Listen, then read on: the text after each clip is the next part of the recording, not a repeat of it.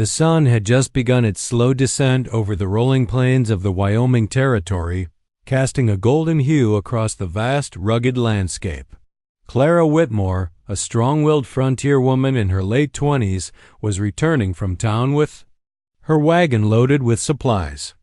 She had long since grown accustomed to traveling the back trails alone after all. Her family had perished in a harsh winter years ago, and the Whitmore homestead was now hers to run. Tough, independent, and armed with a rifle strapped to her saddle, Clara had no reason to fear the land she called home until that day. The ambush came quickly and without warning. Group of outlaws, drifters more than bandits, descended from Hamman, the bluffs above the trail. They wanted her horse, her goods, and her silence. Clara tried to fight them off, managing to shoot one of the men in the leg, but she was outnumbered and soon thrown to the ground. Her vision blurred with dust and fear. Just as the largest of the men grabbed her by the collar and raised a hand to strike, a roar erupted from the trees. A massive figure charged from the underbrush, taller and broader than any man Clara had ever seen. He moved like a shadow, fast and precise, taking down two of the outlaws before they even registered his presence. The remaining attackers scattered, dragging their wounded companion as they fled.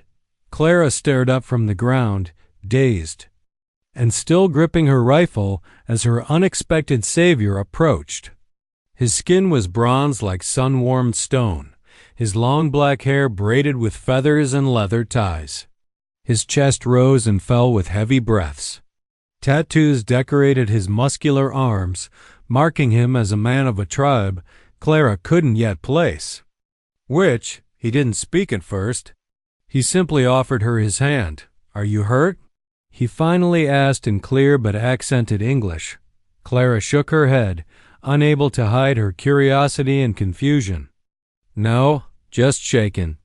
With a quiet nod, the warrior helped her to her feet and glanced down the trail where the outlaws had vanished. His stance was still tense, like he expected more danger to appear. Clara took a breath, steeling herself, and said, "Thank you. If you hadn't come along, you would have fought," he said with a faint smirk, "but you might have lost." His confidence was not arrogant. It was grounded, solid. Still catching her breath, Clara took a better look at him. There was a gash on his shoulder, bleeding. Slowly, he swayed slightly where he stood, hiding pain beneath the surface. "You're hurt," she said. "Come back to my place. I have salves and bandages." The warrior hesitated. "That's not necessary." Clara narrowed her eyes. It wasn't a suggestion. Despite himself, he gave a small smile and allowed her to guide him to the wagon. They rode in silence most of the way, though Clara occasionally caught him scanning the horizon as if expecting trouble to follow. As they neared her homestead, a modest cabin, nestled between a cottonwood grove and a river bend, he finally spoke again. "My name is Tokala." Clara repeated it softly, as if trying it out. "Clara Whitmore." Once inside, she set about cleaning and bandaging the wound. Tokala bore it without complaint, though she noticed the tension in his jaw as she cleaned the cut. His eyes moved slowly around the room, taking in the simple trappings of her home shelves of books, a worn rocking chair, and a cross above the hearth.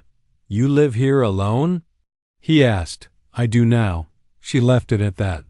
He didn't press her for more. As the evening turned to night, Clara offered him a cot by the fire. It felt strange to have another person, especially a stranger, under her roof after so many years. But something about Tokala felt steady, not just because of the way he fought off the outlaws, but the way he carried himself like he had known pain and had chosen honor in spite of it. Outside, coyotes howled under the moonlight. Inside, silence settled between them like a shared secret. Clara didn't know who Tokala really was or where he came from, and she certainly didn't trust easily. But something deep within her told her this encounter wasn't random. It was the beginning of something far more complicated, and perhaps more dangerous. Then either of them understood. By the time the morning sun crept across the prairie, Tokala was already awake. Clara, stirring the ashes in the hearth for a morning fire, glanced up to find him standing near the door, gazing out at the horizon. He looked as if he belonged there, motionless, thoughtful, carved from the land itself. "Didn't sleep?" Clara asked softly. "I sleep light," Tokala replied. "Bad habit from long ago." She didn't push further. Instead, she handed him a mug of black coffee and sat across from him at the small kitchen table. Silence stretched between them, not awkward, but cautious. Clara was used to solitude, and Tokala clearly didn't speak unless necessary. Still, something about the silence between them felt different, weighted, full of questions neither dared ask. Clara finally broke it. "You're Lakota, aren't you?" Tokala gave a slow nod. "Yes." She hesitated, her fingers wrapping around her mug. "I didn't think any still came this far west. Not peacefully, anyway. There are always stories told by those who—" "Don't know us," he replied calmly. "Peace is not weakness. But it is not always an option." Clara flinched slightly, not from fear, but from recognition. She had heard the stories from both sides. Her father, a Union scout, had spoken of warriors like Tokala with respect and fear in equal measure. Clara had grown up hearing tales of ambushes, massacres, and raids, but also of treaties broken by white men and land stolen inch by inch. She cleared her throat. "Well, whatever you are, you saved my life. That means something." Tokala glanced at her then, his eyes unreadable. "Would you have done the same for me?" Clara froze. It was a fair question, and one she wasn't sure how to answer. She wanted to say yes. She thought she would. But would she have stepped in, risked her life for a man she'd been taught to fear? "I don't know," she admitted. "But I hope I would have." Tokala accepted that answer with a quiet nod. "Then we understand each other." That day, Clara insisted he rest and allow his wound time to heal. Tokala, ever reluctant, finally agreed to help around the homestead in exchange for shelter. He mended a broken section of the corral, hauled water from the river, and repaired her leaning fence with skill and quiet efficiency. Clara watched him from the porch, marveling at the way he moved, strong, careful, precise. Over the next few days, the rhythm of their coexistence settled into something almost peaceful. Clara found herself cooking extra without thinking, and Tokala began to speak more, telling short stories of the land, of animals, and of the stars. One night, as the fire crackled low, Tokala pointed at the sky. "You call that the Big Dipper," he said. "We call it Wishakiela, the ladle. It feeds the spirits." Clara smiled faintly. "I like that better." He looked at her thoughtfully. "You don't talk like most settlers." "Maybe I'm not like most settlers." There was something in her voice, a quiet pain hidden just beneath the surface. Tokala didn't press, but she spoke anyway. "My father died in a border skirmish. My brothers too. I was 16. After that, it was just me and my mother until the fever took her. I stayed on. Kept the land." Tokala nodded, his eyes softening. "You carry their memory and your strength." Clara wasn't used to kindness like that, especially from a man. She met his gaze, and for the first time in years, she didn't look away. "You said you were exiled?" she whispered. "From your people?" Tokala's expression shifted. The firelight threw shadows across his face, making him look older, like a man carved by loss. "I broke a vow," he said simply. "A blood debt I refused to carry out. My tribe saw it as weakness. I saw it as mercy." "Mercy isn't weakness," Clara said firmly. He gave a faint smile. "You sound like someone who knows what it's like to be alone in a world that expects you to be hard." "I do." That night, the distance between them felt smaller, like the boundaries of race, culture, and silence had faded just a little. Clara realized that Tokala didn't just speak her language, he understood her silence too. She hadn't trusted anyone in a long time, not since the war, not since death had become a constant shadow. But this quiet, wounded warrior was beginning to change that dot. She didn't know where it would lead, but for the first time in years, Clara didn't feel alone. Summer settled over the Wyoming Territory like a warm blanket, stretching the days and softening the nights. With each passing sunrise, Clara and Tokala fell into a rhythm not just of survival, but of companionship. What had started as necessity was slowly becoming something deeper, something neither of them dared name aloud. They worked side by side, repairing the barn roof, tending the vegetable patch, and riding into town once a week. Clara, once fiercely independent, found herself anticipating his quiet presence, the way he always offered to take the heavy load, the way his hand would sometimes brush hers when passing tools. She told herself it was foolish to read into small gestures, and yet her heart betrayed her more with each day. Tokala, for his part, watched Clara with quiet reverence. He admired her strength, her intelligence, her refusal to be bent by the harshness of life. She reminded him of the earth itself, weathered but enduring, gentle when it mattered, yet fiercely rooted. He had met many women, but none who made him feel this ... It was a late August evening when the air changed between them. A thunderstorm had rolled in quickly, trapping them in the barn as they rushed to cover the tools and feed. Rain pounded the roof in rhythmic bursts, drowning the world outside in sound. Clara stood near the stall doors, soaked and laughing breathlessly. "You're drenched," Tokala said, his voice low, barely audible over the storm. She turned to him, water dripping from her lashes. "So are you." He stepped closer, slowly, deliberately. In that moment, something broke through the unspoken barrier between them. Clara felt her breath catch. Tokala's gaze didn't waver. His hands, calloused and strong, gently brushed a strand of wet hair from her cheek. "You're not afraid of me," he said quietly. "No," she whispered. "I never was." And then he kissed her. It wasn't wild or impulsive. It was slow and steady, like the building of a fire-soft warmth turning into heat. Clara melted into him, arms wrapped around his neck, while his hands held her like something precious. For the first time in years, she let herself feel wanted. Not for what she could provide or what she had lost, but simply for being Clara. The rain faded as the night deepened. They returned to the cabin in silence, but it was a different kind of quiet, comfortable, expectant. As Clara lit the lantern inside, Tokala reached for her hand. "Are you certain?" he asked, his voice rough with emotion. She nodded. "Yes. I've never been more certain of anything."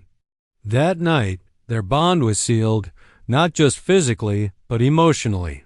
It wasn't the kind of love forged in fantasy or fairy tales. It was the kind born in hardship, in silence, in the trust that takes root when two lonely souls finally recognize each other. The next morning, Tokala brought her wildflowers from the ridge above the river, clumsy, mismatched, and beautiful in their sincerity. Clara laughed and kissed him again. Days passed in that soft, suspended world. They spent afternoons lying in the grass, naming shapes in the clouds. Clara showed him how to read from her favorite books, and Tokala taught her the names of birds in his native tongue. She laughed more than she had in years. He smiled more than he ever had in exile. But beneath the joy, Clara sensed something lingering, some weight Tokala hadn't yet spoken aloud. One night, as they sat under the stars wrapped in a blanket, she finally asked, "What will you do when you're healed?" He hesitated. "I don't know." "Yes, you do."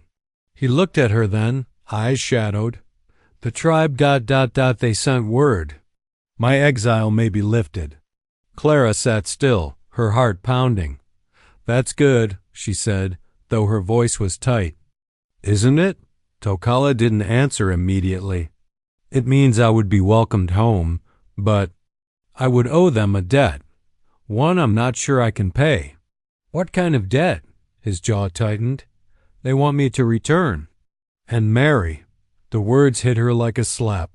Her chest tightened, the warmth of the blanket suddenly suffocating. She pulled away slightly, trying to breathe. Clara stared into the fire, her voice barely above a whisper. "So, what we have here, this it ends the moment they call you back." Tokala reached for her, but she stood up before he could speak. "I trusted you," she said, her voice cracking. "With everything. I never lied to you," he said, standing too. "I didn't know this would happen. I didn't plan, neither."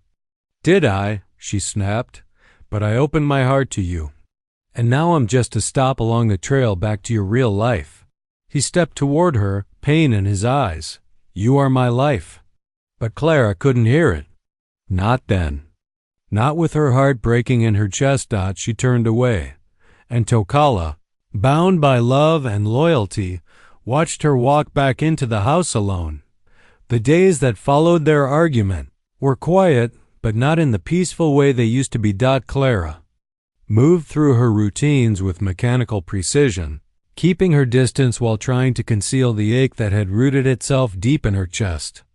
Tokala remained nearby, helping with chores, fixing the south fence line, tending the horses, but his eyes followed her when she wasn't looking.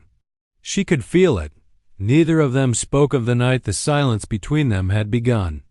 Then one afternoon, as a dry wind swept through the valley, the past finally came calling. Clara was in the vegetable patch when she spotted 3 riders approaching from the ridge. She stood slowly, shading her eyes from the sun. They moved like warriors, poised, silent, purposeful. 2 men and 1 woman, dressed in traditional Lakota garb, bearing painted shields and long braids woven with meaning. Tokala stepped out from the barn and froze. Clara didn't need to ask. She already knew they were here for him. The riders dismounted without a word. Tokala walked toward them, his face unreadable, his shoulders squared. Clara stayed back, watching from the porch, heart in her throat.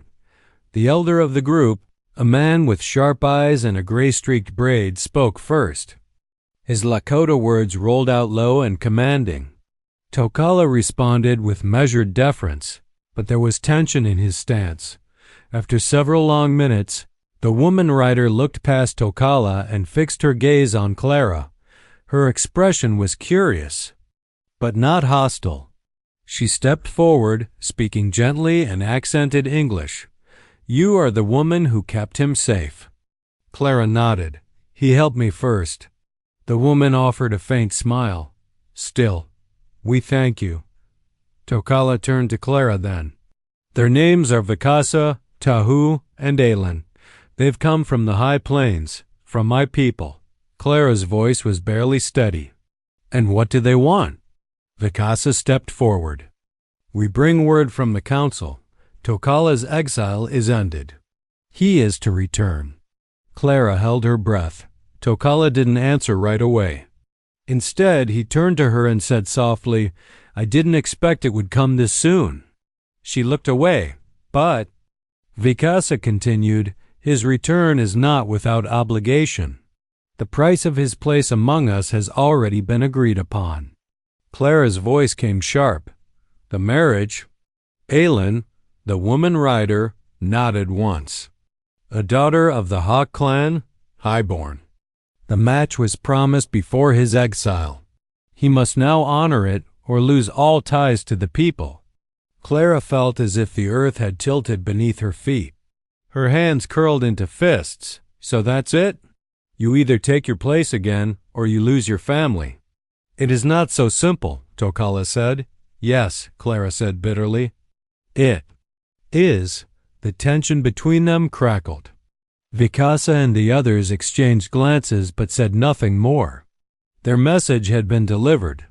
Without further words, the riders mounted their horses and turned back toward the hills, leaving dust and silence in their wake. Tokala and Clara stood facing each other in the golden afternoon light, both too proud, too wounded to speak first. Finally, she turned away. "You should go."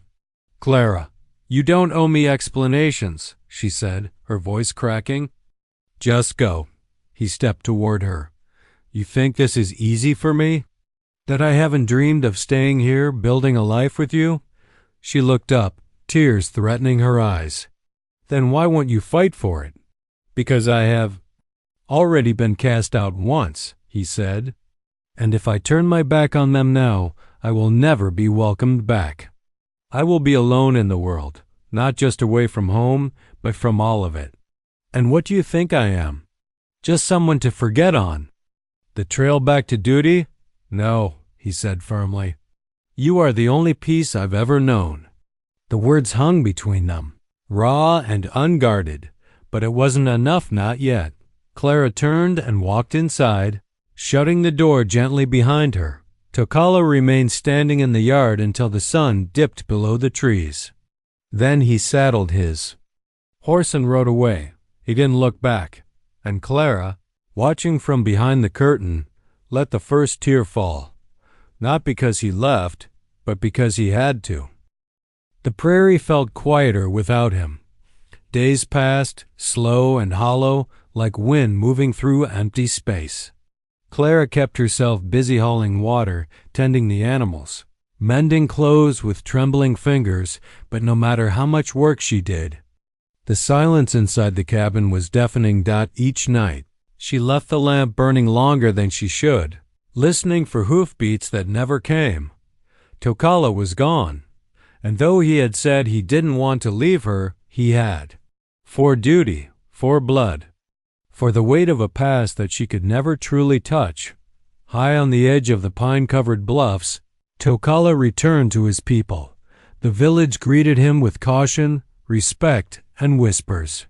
He rode past the familiar lodges and campfires with the posture of a warrior, but his heart was nowhere near still. The sounds of his childhood, the smell of sage and smoke, it all felt distant, like a dream half forgotten. Children ran to see him, laughing, unburdened by the history that weighed on the adults. Elders nodded in recognition but watched carefully, as if trying to see whether exile had changed him, and it had given him Clara. The council gathered on the third evening of his return. Tokala sat before the fire circle, surrounded by elders in ceremonial dress, their faces lined by time and tradition. Wic's essay, seated at the center, spoke with gravity. "You have been given a rare gift, a second chance. Your people have agreed to restore your name, your place, and your future." A respectful silence followed. Tokala remained still, his eyes meeting those of each elder. "But you must honor the vow made before your exile," Vicasa continued.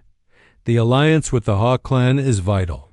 The daughter of their chief has waited."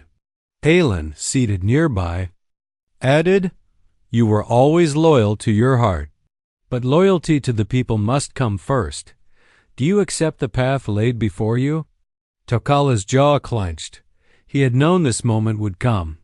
Still, the question hung in the air like a blade above his throat.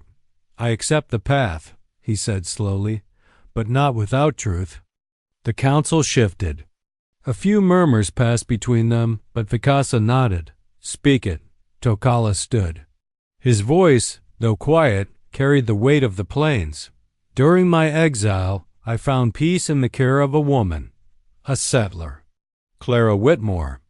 I saved her life, but she saved mine in a deeper way. With her, I learned not just how to live, but why to live." Aelin's brow furrowed. "A white woman?" Tokala didn't flinch. "Yes, and she is not just a woman. She is strength, fire, a heart that knows loss and still chooses hope." A silence settled over the circle, broken only by the crackle of the fire. "She gave me shelter when no one else would," Tokala continued. She did not ask for my name or my blood, only that I stand beside her. Vikasa narrowed his eyes. And yet you left her. I left because I thought I owed you everything, Tokala replied. But now I see I owe both of my worlds something, and I cannot keep them separate any longer. The council stirred, some disapproving, some uncertain. Finally, an elder woman with a weathered face and eyes like steel spoke. Your love for this woman may be true, but tribal law binds us all. If you turn your back on the union with Hawk Clan, you turn your back on us. Tokala lowered his head, briefly, as if the words had physically struck him. I do not turn my back, he said quietly, but I will not be bound by a promise made when I was a different man. He looked up, eyes fierce now. I am not returning to be owned. I return to serve if I may be allowed to do so with honor, not at the cost of my heart.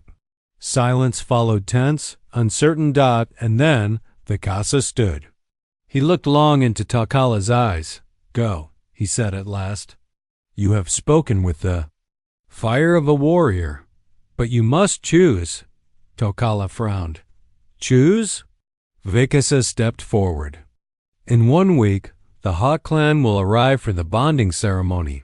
You may stay and honor the law, or leave and follow your heart. Tokala's voice was steady. And if I leave? You are no longer welcome here. The words rang final, sharp as steel. The fire crackled on. Tokala said nothing more. He bowed once, turned from the circle, and walked into the darkness, alone again, but for the first time, he knew exactly where he belonged. The morning Tokala left, Clara thought she'd be able to move on. She told herself it was just another loss. Like the others, like her father, her brothers, her mother. She was a survivor. Loss was a familiar guest at her table, but this time, the silence didn't feel like survival. It felt like something had been ripped from her at first. She busied herself with every task she could think of. Fix the fence, clean the rifle, turn over the soil. She scrubbed the floor until her hands blistered. Rebuilt the chicken coop, even though it didn't need rebuilding. She didn't cry. Not at first. Then. 3 days after Tokala's departure, she went to gather water from the river. She saw the wildflowers he had once picked for her, growing near the same spot. That's when it hit her. He was gone, and not just in distance. Gone in a way that words couldn't fix. Gone in the way men left when duty outweighed love. Clara dropped to her knees on the riverbank and wept. Not the kind of soft, poetic crying you read about in books. No, this was raw, ugly, grief born from betrayal and love colliding in the same breath. She hated him, and she loved him, and that was the worst part of it. In town, the whispers started. Soon after, she'd made the mistake of riding in for supplies, thinking maybe the fresh air would help. But people noticed the vacant seat beside her in the wagon. They noticed the weariness in her eyes, the pale tension in her jaw. Mrs. Dunley from the general store leaned in a little too close. Heard you had one of them staying out at your place, she said, voice low, full of warning wrapped in concern. Don't know if that's wise, Miss Whitmore. You're all alone out there. Clara didn't answer. Just fixed her with a stare that made the older woman step back. When she returned to the homestead, she sat on the porch and stared across the open plains for hours. What had she expected? That he would choose her over his people? Over blood? Over a chance to be accepted again? He had said he loved her. But maybe love wasn't always enough. She tried to forget the way he looked at her, the way he held her in the barn, the way he spoke her name like it meant something holy. But memory had a cruel persistence. Everywhere she turned, he was there. His repairs on the barn door, the feather he'd tied to the reins of her horse, the worn blanket he used, still folded. By the hearth. One night, she reached for that blanket in the dark and held it to her chest, breathing in the scent of fire and cedar. Damn you, Tokala. She whispered, and then she cried again. A week later, the sound of hooves woke her in. The middle of the night, she bolted upright, heart pounding. For a moment, hope clawed up her throat like a scream, but when she flung open the door, it wasn't to Kala. It was Sheriff Mathers. "Sorry to wake you, Clara," he said, removing his hat. "But I thought you ought to know there's talk of some raiders moving south from the mountains. Could be headed this way." Her gut twisted. Raiders meant violence.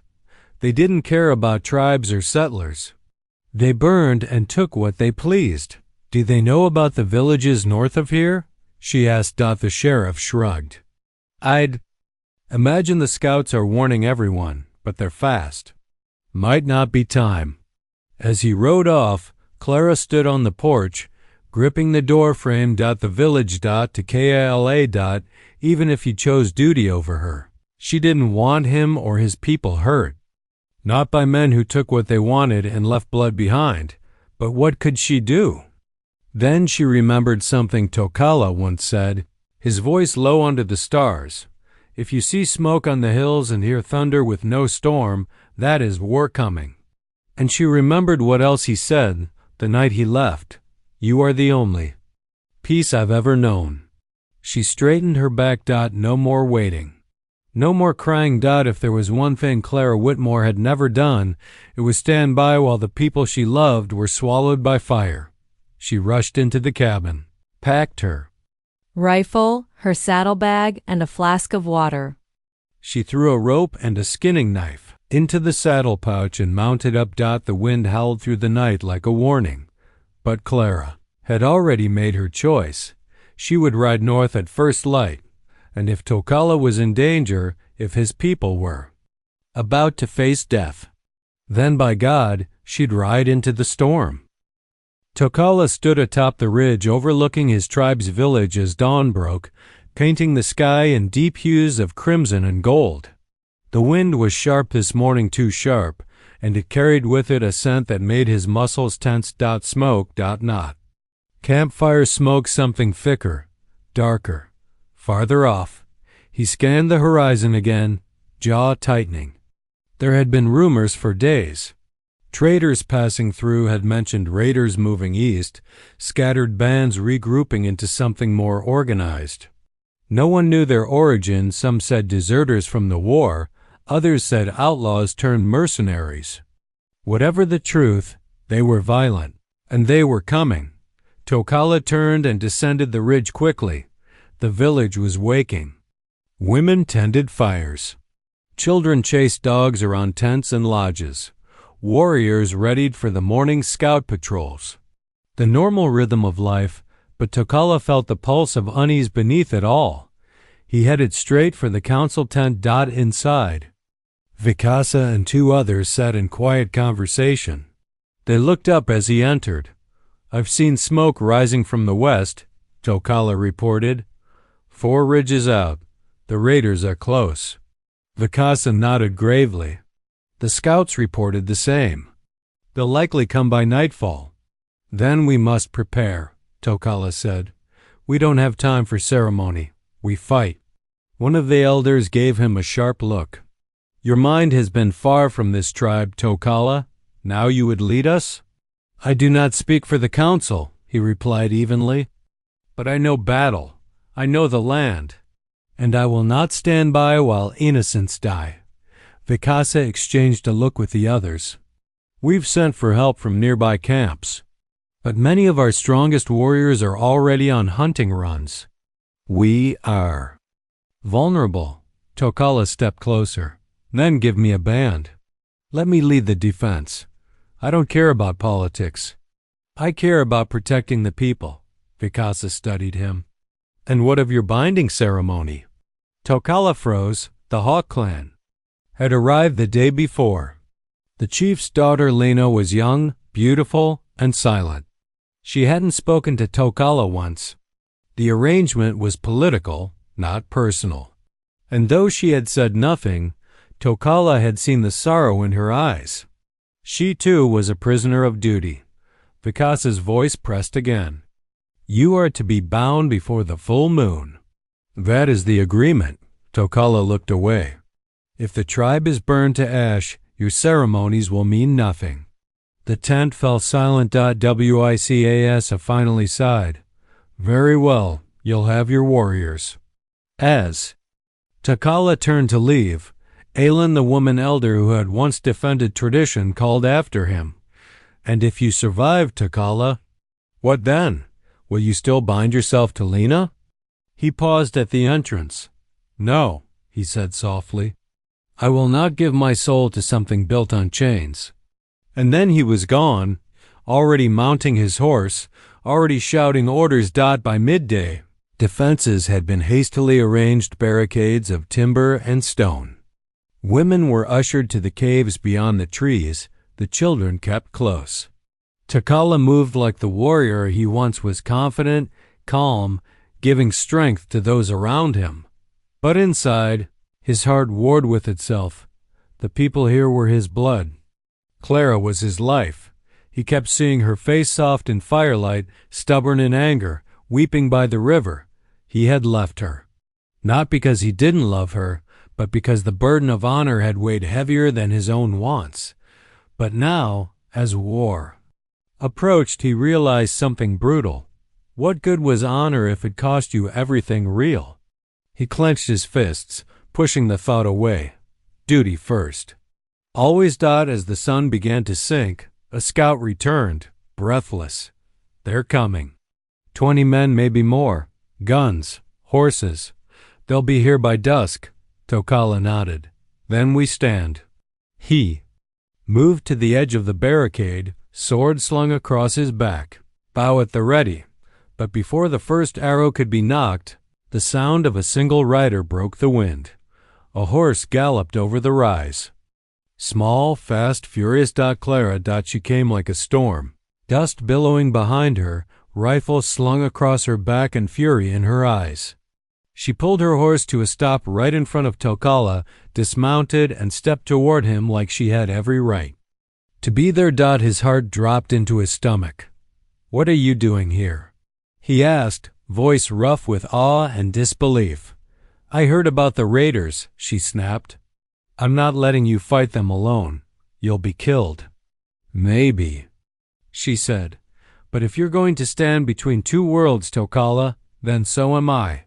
He stared at her wine-blown, dust-covered, stubborn and beautiful, and his. And in that moment, every war inside him went still, not because the danger had passed, but because she had come back. The sun dipped low, bleeding red into the sky, as the village prepared for war. Clara stood at the barricade, rifle in hand, her face set with grim determination. Dust clung to her cheeks, her braid loose from the ride. Around her, Lakota warriors moved into position, casting cautious glances at the white woman who had appeared like lightning. None of them questioned her now, not after Tokala stepped to her side, nodded once, and said simply, she stays. Tokala hadn't touched her since she arrived. He wanted to. God, he wanted to. But this wasn't the moment for soft words or stolen touches. Not yet. Not when death rode toward them. Still, just her presence felt like a second heartbeat in his chest. They stood side by side atop the rise, overlooking the west trail where the raiders would come. Tokala turned to her quietly. You shouldn't have come. Clara didn't look at him. You shouldn't have left. That hung between them like smoke, bitter and honest, he sighed. I thought I was protecting you. Her voice dropped. You broke my heart to protect me. That's not love, Tokala. That's fear. His jaw tightened. She turned to face him. Then, I know what this means to you, this place, these people. Your name, but I also know what it means to lose something because you didn't fight for it in time. Her voice cracked then, and for a second, she was the Clara he remembered strong. But fraying at the edges. He reached for her hand. This time she didn't pull away. I made a mistake, he whispered. And if I survive this, I swear I will never walk away again. She didn't answer, just leaned into him for a breath. It was enough. A single war cry pierced the wind. There, Coming, someone shouted from below. And then the world exploded into chaos. The raiders descended like thunder, fast and brutal, rifles firing, horses screaming through the smoke. Takala moved with lethal precision, loosing arrows from high ground before leaping into the fray with blade in hand. He was all motion, no hesitation, every part of him the warrior of the tribe once exiled.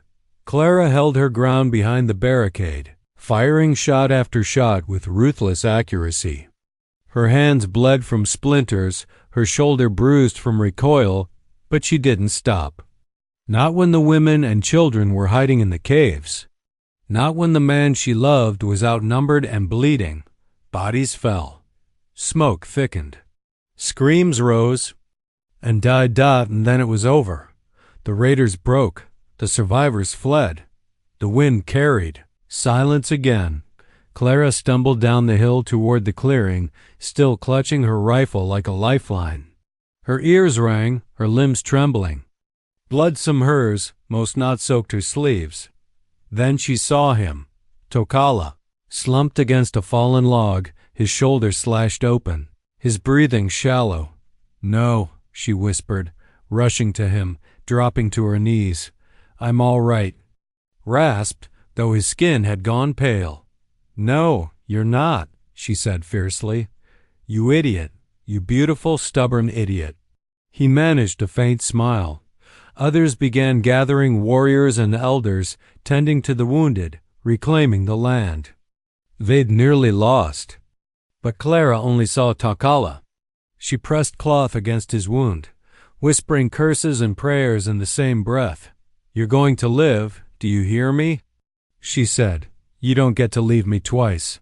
"I won't," he whispered.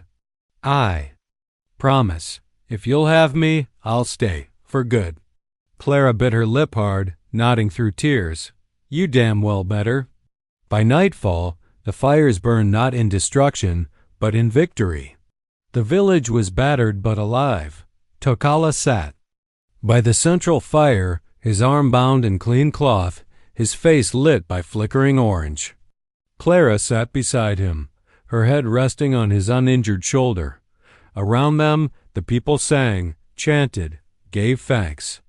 Even Aylin, the elder who once doubted him, offered Clara a respectful nod. Wics approached slowly, staff in hand.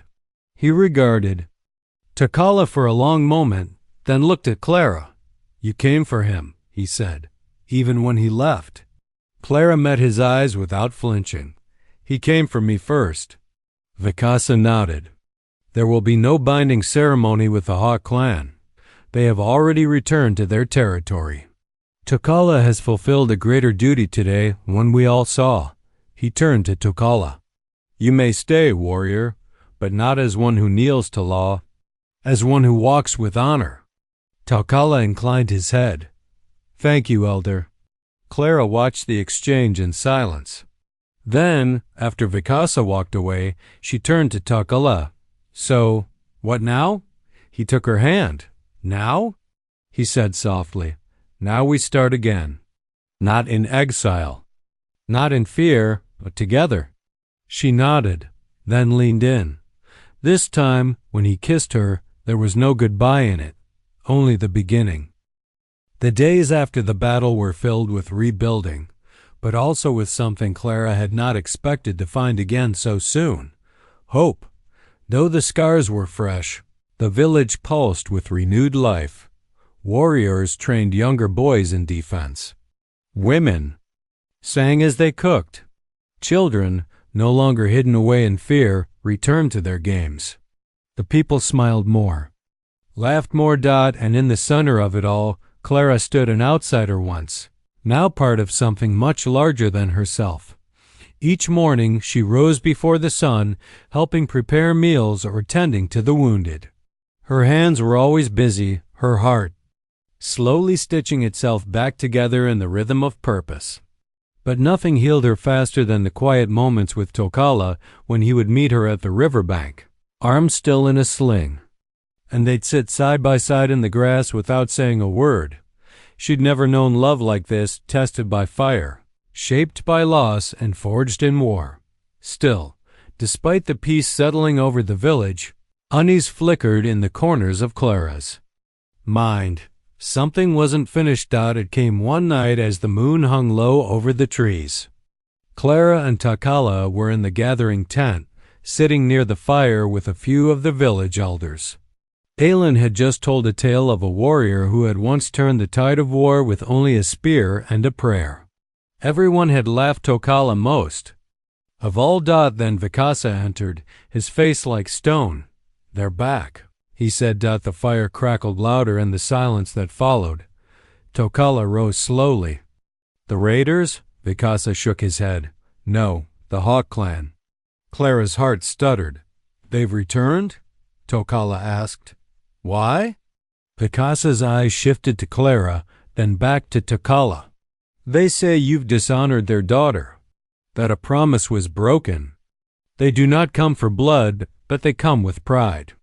And that can be just as dangerous." Takala's jaw clenched. "We never even spoke. There was no bond between us." "But there was a promise," Vikasa reminded him. "One the girls. Father will not forget. He brings warriors not for war, but for pressure." Clara's stomach turned cold. "You mean they want to make a show of it?" "Shame you, shame us," Aelin said, "and possibly more. If they demand restitution, it could split the tribes." Takala looked at Clara. "I'll speak with them." She shook her head. "You shouldn't have to." "I have to protect this village," he said, "no matter what it costs me." Clara grabbed his good arm. "We just found each other again. Don't let them take this from us." He reached up, resting his palm on her cheek. "They won't, I promise." But Clara had seen enough men walk into impossible conversations and come out changed. Her gut said this wouldn't end with words alone. The Hawk clan arrived the next day. They came on horseback, 10 strong, led by Chief Mappia, a broad-shouldered man with an air of cold authority. His daughter Lena rode behind him, her face unreadable. The council welcomed them with restrained politeness. Takala stood tall beside Vikasa, unbowed but respectful. Mappia spoke first. "We came to witness a binding. Instead, we see a warrior, bound to another." His eyes fell on Clara. She met his gaze, defiant. "This woman saved your lives," Takala said calmly. "And she saved mine." There was no deception, only change. Mappia scowled. "You made a promise." "No," Takala replied. "The council made a promise. I was not present to give my voice, and I will not be punished for choosing a path of truth." The tension grew thick. Warriors on both sides bristled. Vikasa stepped forward. "This tribe stands behind Takala's choice. He has earned his place again, not with ceremony, but with courage." Mappia's lips pressed into a hard line. Then, surprisingly, Lena dismounted. She stepped forward, removing the ceremonial necklace from her throat. With deliberate calm, she held it out to her father. "I release him," she said. Everyone froze. Mappia looked at her, stunned. "You disgrace us." "No," Lena said, her voice steady. "He never loved me. I never loved him. I will not be used to force a man to choose between duty and his heart." The chief's jaw twitched, but he said nothing more. He turned, mounted his horse, and rode away without another word. The others followed. Just like that, the threat passed, but the message remained. Sometimes, the twist of fate isn't destruction, it's deliverance from it. That evening, as twilight settled over the land, Clara and Takala stood hand in hand beneath the cottonwoods near the river. "You were ready to fight them," she said, her voice still shaken. "I was ready to lose everything," he replied. "Except you." She smiled, finally letting herself believe it was real. That no tribal law, no raiders, no promises made in a past life could take this from them now. They had survived the battle. They had survived each other, and fate so cruel before had finally taken their side. The wind was quiet. Now weeks had passed since the Hawk clan's departure, and the village had settled into the rhythm of peace. Crops were growing. Children laughed freely. Wounds both visible and invisible had begun to heal. And in the soft hours between sunset and moonrise, Clara and Tokala walked together through the tall grass beyond the river, their fingers intertwined. No more fear. No more running. No more. Stolen glances across battlefields. Clara turned to him as they reached the tree where they'd first kissed, where their story had begun long before either of them could admit it. You still want to live between two worlds? She asked softly. Tokala looked out at the fading sky. Not anymore. She raised an eyebrow. I thought that was who I was, he said, caught between the white man's war and my people's ways, between what I wanted and what I owed. He paused, then looked at her. But I've realized I don't need to choose one world. I just need to choose you. Her breath caught. He reached into the small satchel at his side and pulled out a strip of hide, soft, worn, dyed with blue and red pigments. Carefully, he tied it around her wrist. She stared down at it, confused. What is this? It's not a wedding, he said. Not by our laws, not by theirs. But it's mine? Our own. He smiled. It's a vow made under no rule but love. Her hand trembled. She reached up and cupped his face, tears glimmering in her eyes. I don't need anyone's blessing but yours, she whispered. You are my world. He pulled her in, holding her like something sacred. There was no audience, no altar, no elder's chant, only two souls who had survived war, betrayal, exile, and law, and still found each other, still chose each other. That night, the village held a feast, not for ceremony, not for obligation, but because joy had returned. Clara sat beside Tokala as the drums beat and the fire blazed. Children danced, and the old warriors told stories that made everyone laugh. Even Aylin lifted her cup toward Clara in a quiet, respectful toast. Clara leaned in and whispered to Tokala, You ever think we'd make it here? Not once, he replied, but I hoped. Across the flames, the Kasa raised his voice. Tonight, we celebrate not tradition, but courage, not law, but the love that defied it. The warrior who chose his own path, and the woman who walked beside him. The village cheered. Clara blushed. Tokala squeezed her hand. Vikasa looked at them both. There is no binding ceremony needed. Their bond has already been proven in fire. The fire cracked and popped as stars appeared overhead, and for the first time in a long time, Clara felt weightless. Home. Later that week, Tokala built them a small lodge on the far edge of the village near the cottonwoods, where the river whispered and the breeze carried the scent of wild mint. Clara helped, of course, cursing the awkward timbers and laughing when he pretended not to understand her accent on purpose. Their days were simple work, laughter, long walks, shared stories. Their nights were sacred warm limbs tangled beneath. Blankets, promises exchanged in silence, love made with the reverence of two people who had almost lost everything. Clara kept her rifle nearby, of course. Old habits. Tokala trained young warriors and taught them not just how to fight, but how to listen, how to lead. She wrote sometimes 2 scraps of letters, stories of the people around her, Western tales maybe, or love stories. One day, she told herself, she might share them, but not yet. This one, their story was still being written. Seasons passed. Autumn turned gold. Winter came in soft snowfalls and wool blankets. Then spring, with its sweet grass and wildflowers. Clara sat outside their lodge one morning, watching Tokala approach with 2 wild horses in tow. She laughed. Trying to get me to ride again? You need to stop holding the reins like you're strangling a snake. You said you liked my grit. I said I liked your face.